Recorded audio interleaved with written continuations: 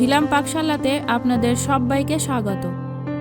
আজকে আমার রেসিপি হলো পিস পনির পোলাও বা মটর পনির পোলাও। কম উপকরণ বা কম ইনগ্রিডিয়েন্টস ব্যবহার করে কিভাবে পারফেক্ট পোলাও তৈরি করা যায় চলুন দেখে নেওয়া যাক আমার আজকের এই ভিডিওতে। এই রেসিপিটির জন্য 250 গ্রাম বাসমতি চাল নিয়েছি। চালটি 15 থেকে 20 মিনিট ভিজিয়ে রাখবো।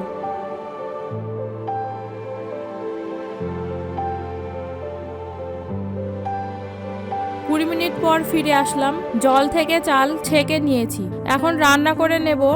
তার জন্য কড়াইয়ে বেশ কিছুটা পরিমাণ জল নিয়েছি। জল গরম হয়ে গেছে। ধুয়ে রাখা চালটি দিয়ে দেব এবং এটি সিদ্ধ করে নেব। এই চাল সিদ্ধ হতে খুব একটা সময় লাগে না। 80% চাল সিদ্ধ করে নেব। কয়েক মিনিট পর ফিরে আসলাম। চাল যতটা সিদ্ধ করার দরকার হয়ে গেছে।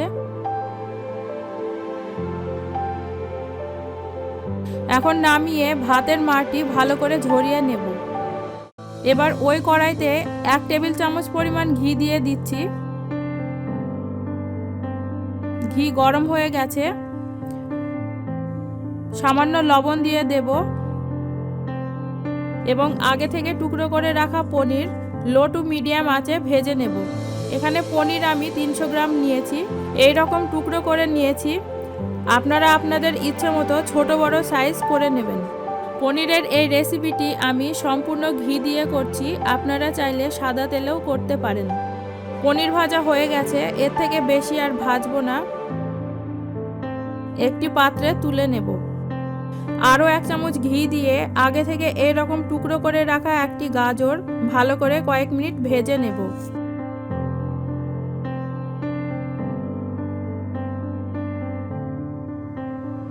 একটু ভাজার পর এর সঙ্গে 1 বাটি মটর ভেজে নেব।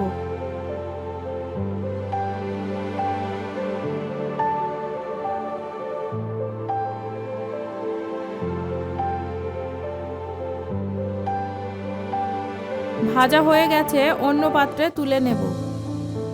আবারও 1 চামচ ঘি দিয়ে দিচ্ছি। এখন একটি তেজপাতা ও একটি পেঁয়াজ কোচানো দিয়ে ভালো করে নেড়ে নেব।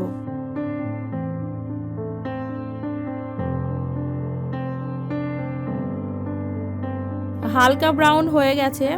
এখন 10-12টি কাজু, 20টি কিশমিশ ও 1 চামচ আদা রসুন বাটা দিয়ে নাড়তে থাকবো যতক্ষণ না আদা রসুনের কাঁচা গন্ধটা চলে যায়। 2 মিনিট পর 3টে কোচানো কাঁচা লঙ্কা, স্বাদ মতন লবণ এবং 1 চা চামচ চিনি দিয়ে খুব ভালো করে মিশিয়ে নেব। ঝাল লবণের স্বাদটা আপনারা আপনাদের ইচ্ছে মতন দেবেন।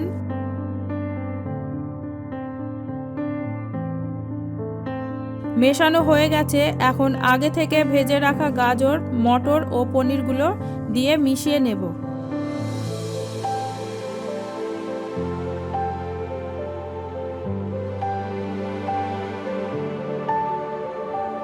এরপর 1/4 টিস্পুন গোলমরিচের গুঁড়ো ও 1/2 চা চামচ গরম মশলার গুঁড়ো দিয়ে সব উপকরণগুলো মিশিয়ে নেব। আমি এখানে গরম মশলার গুঁড়ো দিচ্ছি। আপনারা চাইলে গোটা গরম মশলাও ফোড়নে দিতে পারেন। এখন সব শেষে সিদ্ধ করে রাখা চাল দিয়ে 4 থেকে 5 মিনিট সময় ধরে একটু ভেজে নেব।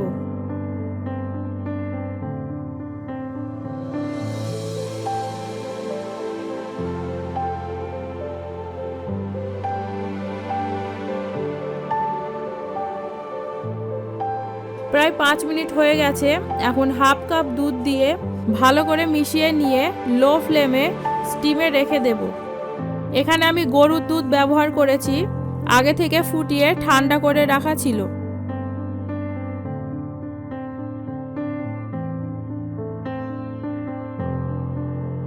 আমি এখানে ডাইরেক্ট স্টিমে বসাচ্ছি।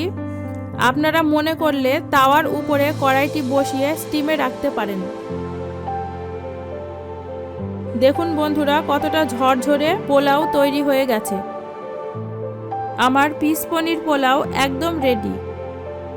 এখন এটি আমি গরম গরম কষা মাংসের সঙ্গে সার্ভ করব। মাংস ছাড়াও যে কোনো রকম আলুর দম বা পনিরের কোনো রেসিপি দিয়েও সার্ভ করা যায়। তো বন্ধুরা, আজকের মতো এই পর্যন্তই। আমার রেসিপিটি যদি ভালো লেগে থাকে তাহলে অবশ্যই লাইক, শেয়ার, কমেন্ট করবেন। আবারও ফিরে আসবো অন্য কোনো রেসিপি নিয়ে। ধন্যবাদ।